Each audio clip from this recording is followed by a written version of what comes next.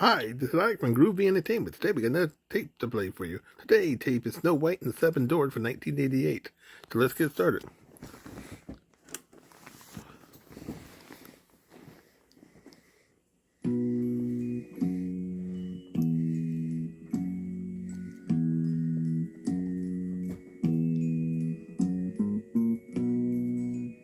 Hi, boys and girls.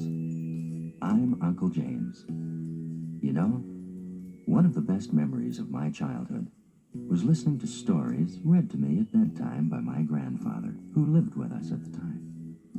I used to look forward to bedtime because I knew that he would always have a new tale to tell. And now, here's the story of Snow White and the Seven Dwarfs, read just for you by Uncle John. Thank you. One winter, a beautiful queen sat sewing by a window. As she gazed down at the snow-covered garden, she saw a black raven, and her needle accidentally pricked her finger. A drop of blood fell on the snow. The colors were so strong that the queen said to herself, "If only I could have a child as white as snow, as black as a raven, and as red as blood." Not long afterward, the queen had a baby daughter. And when she saw her jet-black hair, snowy white skin, and red lips, she remembered her strange wish on a winter's day, and named her Snow White. Snow White was a pretty little girl, but after a few years, sad to say, her mother died and her father married again. The new queen, Snow White's stepmother, was very beautiful too, but she was very proud and vain. She had a magic mirror, and each day she would admire herself in it and ask, "Mirror, mirror on the wall, who is the fairest one of all?" And the mirror would always reply, "You, O queen, are the fairest one of all." The queen would smile when she heard this, for she knew the mirror always spoke the truth. Years went by, and Snow White grew prettier and prettier, until one day when the queen looked in the magic mirror, the mirror replied, "You, O queen, are fair, 'tis true, but Snow White is fairer now than you." The queen was filled with envy. From that day she hated Snow White, and her anger grew, and finally she called for a hunter and told him to take Snow White deep into the forest and then killed her. "Cut out her heart and bring it back to prove she is really dead," she commanded. The hunter felt very sad. Like everyone in the king's household, he loved Snow White, but he knew he must obey the queen's orders. He took Snow White deep into the forest and pulled out his knife. Snow White fell to her knees. She looked so beautiful that the hunter took pity and told her to hide. He then killed a deer and cut out its heart to take back to the cruel queen. Snow White was frightened in the forest. She started to run here and there through the trees, until in the evening she came to a clearing and found a little house. She wondered if it was a woodman's cottage, where she might be able to stay, so she knocked on the door. There was no answer, so Snow White pushed it open and went inside. There she saw a room all neat and tidy, with a long table laid with 7 places, 7 knives and forks, 7 wooden plates and drinking cups. Snow White was so hungry and thirsty that she ate a little food from each plate and drank a little drop from each cup. She did not want to empty one person's plate and cup only. Beyond the table were 7 little beds, all neatly made. Snow White tried them all out, and the 7th bed was just right. She lay down and fell into a deep sleep, for she was exhausted by her long journey through the forest. The cottage was the home of 7 dwarfs. All day long they worked in a mine nearby, digging diamonds from deep inside the mountain. When they returned home that night, they were startled to see that someone had entered their cottage and taken some food and drink from each place at their table. They were more surprised to find their beds disturbed, until the 7th dwarf found Snow White in his bed and called to the others. The 7 dwarfs gathered around her. They marveled at her beauty, but they decided not to disturb her, for they were kind little men. When Snow White awoke the next day, she met the dwarfs and told them her story. "I have no home now," she said sadly, and at once the dwarfs asked her to stay with them in their cottage. Snow White agreed happily, and each morning when the dwarfs went off to work, she stayed behind and kept their cottage clean and cooked their supper. The dwarfs warned Snow White that when she was alone she must beware of any strangers who might come to the cottage.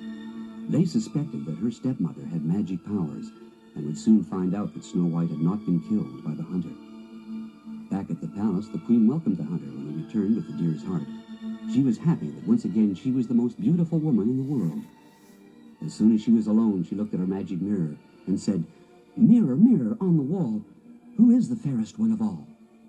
And to her horror, the mirror replied, "You, O Queen, are fair, 'tis true, but Snow White is fairer still than you."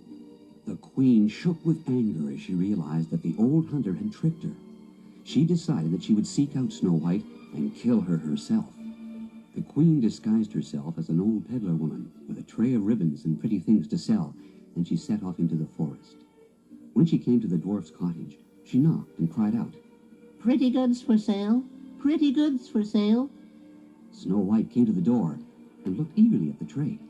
The Queen noticed that she was attracted by some lacy ribbons, and so she asked Snow White if she'd like to try one on. Then she tugged the lacing so tight that Snow White could not breathe and fell to the ground as if she were dead. The Queen hurried to her palace, sure that this time Snow White was truly dead. When the dwarfs returned that evening, they found Snow White lying on the floor, deathly cold and still. They rushed toward her in horror, but soon noticed that she had a new lacing on her dress, which had been tied too tightly. Quickly they cut it, and Snow White started breathing again. All 7 dwarfs gave a tremendous sigh of relief, as by now they loved Snow White dearly. She told them what had happened, and the dwarfs begged her not to allow strangers into the cottage while she was alone. Meanwhile, back at the palace, the Queen asked the mirror, "Mirror, mirror on the wall, who is the fairest one of all?" And the mirror replied, "You, O Queen, are fair, 'tis true, but Snow White is fairer still than you." The Queen was speechless with rage. She realized that yet another plan to kill Snow White had failed. She resolved to try again, and this time she was determined to succeed. She chose an apple with one rosy red side and one yellow side. Carefully, she injected poison into the red part of the apple and placed it in a basket of apples. The wicked Queen, disguised this time as a peasant woman, then set out once more to the forest. Once more she knocked at the dwarf's cottage and waited for Snow White.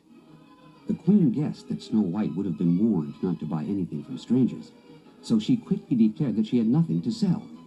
She simply chatted to Snow White, and Snow White became less scared. She offered her an apple as a present. Snow White was tempted as the rosy apple looked delicious, but she refused, explaining that she had been told to accept nothing from strangers. "I will show you how harmless it is," said the disguised Queen. "First I will bite it, and if I am unharmed, you will know it is safe for you too." The Queen had not poisoned the yellow side, so she took a bite from there. When nothing happened, Snow White stretched out her hand for the apple. She also took a bite, but from the rosy red side. Instantly, the poison attacked Snow White, and she fell down as though dead. That evening, when the dwarfs returned, they could not manage to revive her. They looked closely to make sure her dress was not laced too tightly, but they could find nothing different about her. All that night they watched over her, but when morning came, she did not move or breathe or speak, and they decided she must be dead. Weeping bitterly, they laid her in a coffin and placed a glass lid over the top, so that all could admire her beauty, even though she was dead. Then they carried the coffin to the top of a hill, where day and night they stood guard over their beautiful Snow White. The wicked Queen was delighted that day when she looked in her mirror and asked, "Mirror, mirror on the wall, who is the fairest one of all?" And the mirror replied, "You, O Queen, are the fairest one of all." She gave a cruel laugh when she heard those words. Then it happened that a prince came riding through the forest and saw the coffin on the hill. Snow White looked so beautiful that he fell in love at once and begged the dwarfs to allow him to take the coffin with him to his own country. The dwarfs loved Snow White too much to permit him to do this, but they agreed to let the prince kiss her. As the prince gently kissed Snow White, he moved her head. The piece of poisoned apple fell from her lips. She stirred, yawned, and stretched a little. Moments later, she was alive again. "Where am I?" she asked, looking at the prince. "Safe with me," replied the prince, and Snow White too fell in love. Far away in her palace, the wicked Queen gazed in her mirror, and the mirror said, "You, O Queen, are fair, 'tis true, but Snow White is fairer still than you." The Queen cursed Snow White in a fury. How had she escaped death once more? By now, the king had discovered what evil deeds the Queen had planned and banished her from his kingdom. That night she left the palace, and no one ever saw her or her mirror again. Snow White said farewell to her kind friends, the dwarfs, and rode away with the prince. They were married at his father's castle and lived for a long time afterward in happiness and peace. Good night.